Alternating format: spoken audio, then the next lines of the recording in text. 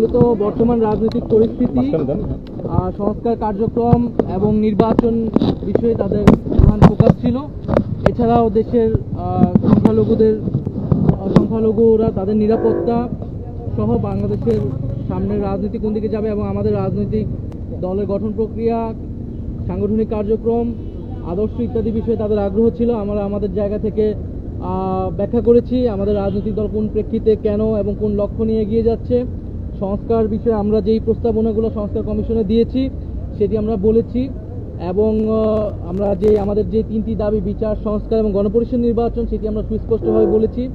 আমরা বলেছি যে আমরা এখানে কোনো ধরনের ন্যূনতম সংস্কার নয়, বরং মৌলিক সংস্কার, রাষ্ট্রের গুণগত পরিবর্তনের জন্য আমরা কাজ করছি এবং কোনো ধরনের পরিবর্তন ছাড়া নির্বাচনের দিকে গেলে সেই নির্বাচনটি গ্রহণযোগ্য হবে না।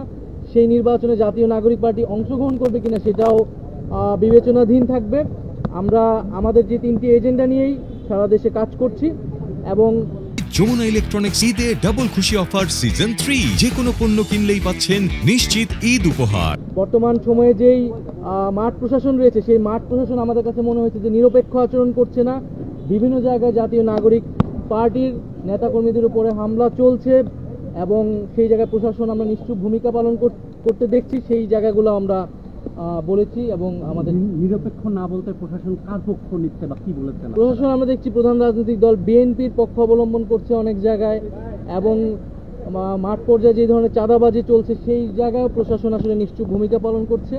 আমরা বলেছি যে এই ধরনের একটি প্রশাসন যদি থাকে তাহলে এর আন্ডারে নির্বাচন করাটাও আসলে সম্ভব নয়। ফলে একটি লেভেল প্লেইং ফিল্ডের জন্য একটি নিরপেক্ষ প্রশাসন, আমলাতন্ত্র, পুলিশ আসলে আমাদেরকে নিশ্চিত করতে হবে। আপনি যেটা বলছেন যে না মৌলিক সংস্কার ছাড়া নির্বাচন হবে, যাবে কি যাবে না সেটা আপনারা বিবেচনা করবেন, কিন্তু কবে নির্বাচনে যেতে চান বা কবে নির্বাচন আপনারা কোনো টাইম ফ্রেমে তো আমরা যেটা আমাদের এর আগে আমরা বলেছি প্রধান উপদেষ্টা ডিসেম্বর থেকে জুন, আমরা প্রাথমিকভাবে সেটাকে সমর্থন করছি, কিন্তু নির্বাচনের আগে আমরা অবশ্যই কি কাজ করে আমরা নির্বাচনের দিকে যেতে হবে, দৃশ্যমান বিচারের রোডম্যাপ দেওয়া এবং সংস্কার অর্থাৎ জুলাই সনদ কার্যকর করা ইত্যাদি ছাড়া আসলে নির্বাচনের সময় নিয়ে আসলে কথা বলে কোনো লাভ নেই। এবং রোহিঙ্গা বিষয়ে কোনো কথা হয়েছে কিনা? রোহিঙ্গা বিষয়ে আমরা তাদের সাপোর্ট চেয়েছি, তারা বলেছে তারা সেই জায়গাতে নিয়ে আওয়ামী লীগের নির্বাচনে আসা না আসা নিয়ে তাদের সঙ্গে কোনো আলোচনা হয়েছে কিনা? না, এই বিষয়ে কোনো স্পষ্ট আলাপ হয় নাই। আমরা আমাদের যেটা দলীয় অবস্থা আমরা বলেছি বিচারের আগে আওয়ামী লীগের সাংগঠনিক রাজনৈতিক কার্যক্রম এবং ইলেকশনে অংশগ্রহণের কোনো সুযোগ আছে বলে আমরা মনে করি না। দল হিসাবে সেটা করেছেন কিনা, যেটা আমাদের উপর নিষেধাজ্ঞা আছে